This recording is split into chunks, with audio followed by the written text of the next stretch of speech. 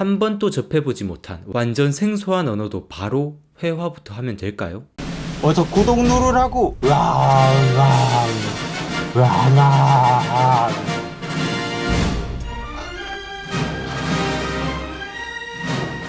안녕하세요, 반갑습니다. 우기북입니다. 지난 영상에서요, 제가 집필한 기초 회화책 중국어 회화 100일의 기적 출간 소식을 알려드리면서 영상을 통해서 인사를 드렸었는데요, 많은 분들께서 축하 댓글과 응원을 보내주셨습니다. 정말 감사드립니다. 근데 그 중에서도 질문들을 많이 해주시더라고요. 그래서 그 질문들에 대한 대답은 제가 해드리고 이제 이 강의를 진행을 해야겠다라는 생각이 들었습니다. 어떤 질문이었냐면요, 한자를 모르는데, 중국어를 아예 모르는데 회화부터 시작해도 될까요? 라는 질문이었습니다. 대답 드릴게요.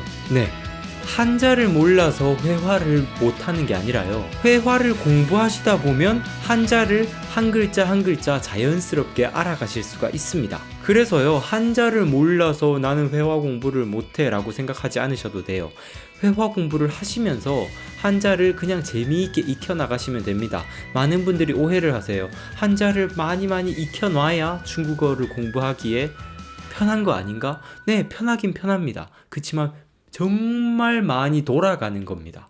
회화를 익히다 보면요, 자연스럽게 한 글자 한 글자 한자를 알게 되고요. 그리고 나중에 한자를 많이 외워야 되는 어떤 시험을 친다든지 진짜 많이 외워야 할 필요가 있을 때, 그때 익히시면요, 이미 회화가 기반이 되어 있기 때문에 단어들을 익히기에도 훨씬 쉽습니다. 여러분들이 회화를 익히지 않은 상태에서는요, 아무리 단어를 많이 외우고 한자를 외우려고 막 끄적끄적 이렇게 써봤자 입력에 한계가 있어요.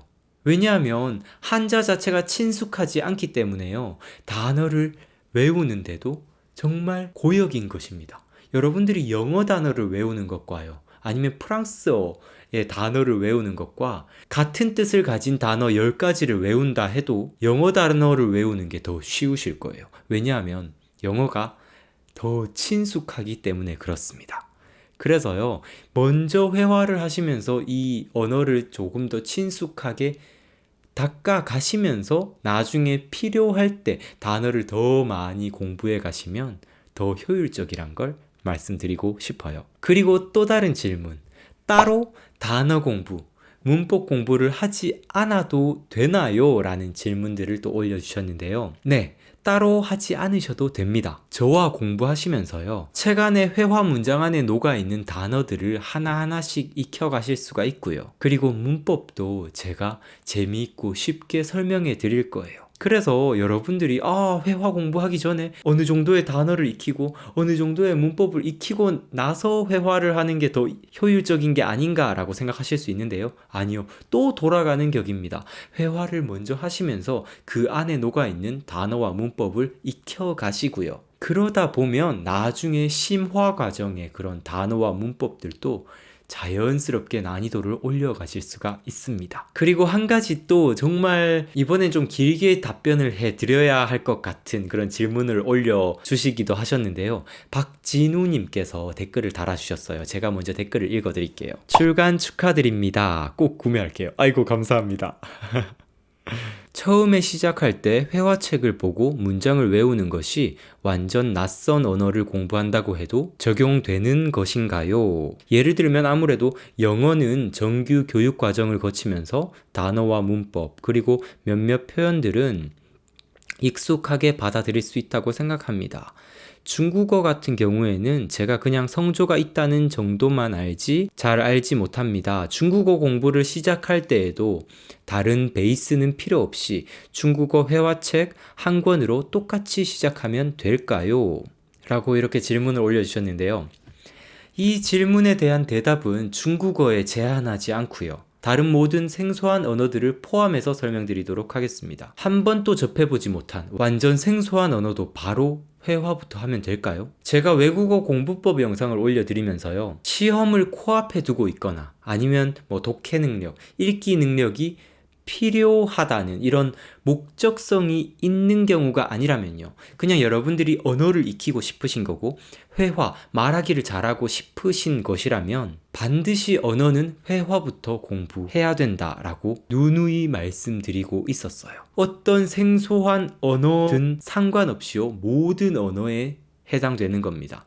혹시 여러분들이 이미 영어 같은 경우는 정규 교육 과정에 있기 때문에 친숙할 겁니다. 알파벳을 다 알고 있고요. 어느 정도 어떻게 하면 그 단어들을 읽을 수 있는지도 어림짐작으로도 알 수가 있습니다. 근데 한 번도 접해보지 못한 중국어를 이제 처음 접하시는 분들 또는 뭐 프랑스어, 독일어, 뭐 러시아어 이런 진짜 생소한 언어들을 공부할 때는 난 도대체 어떻게 해야 되지?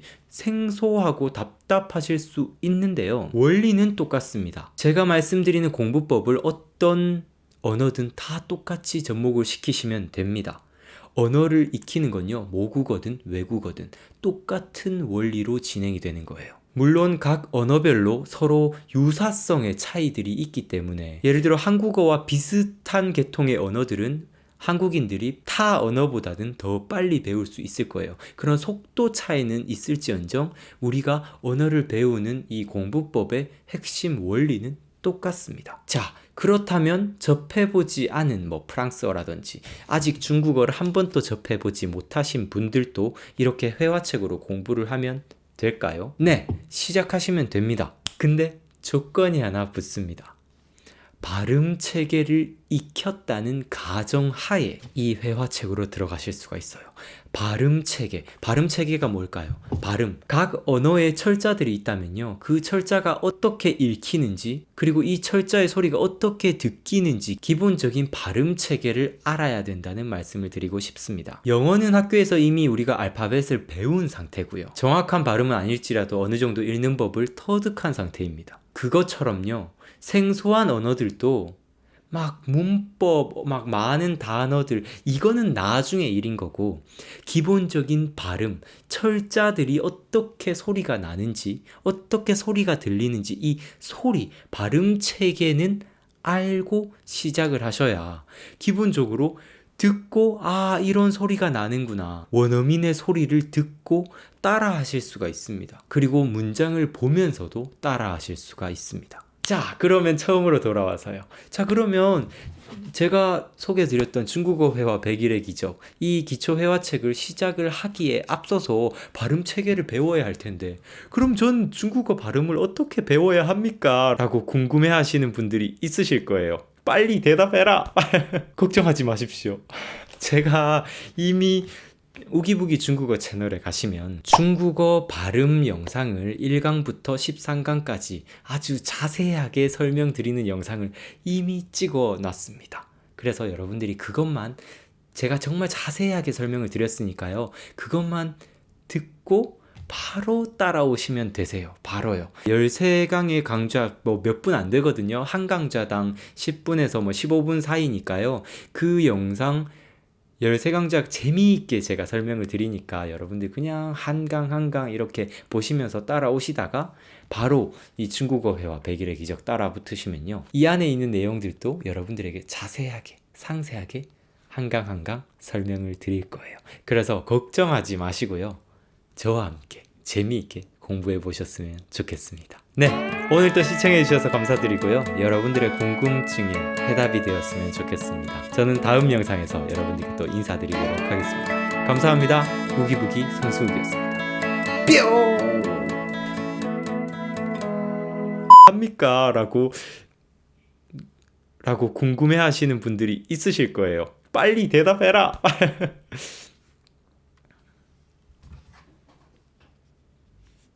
여보세요?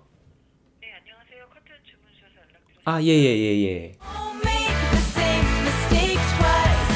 Ready to shake up and break the ice.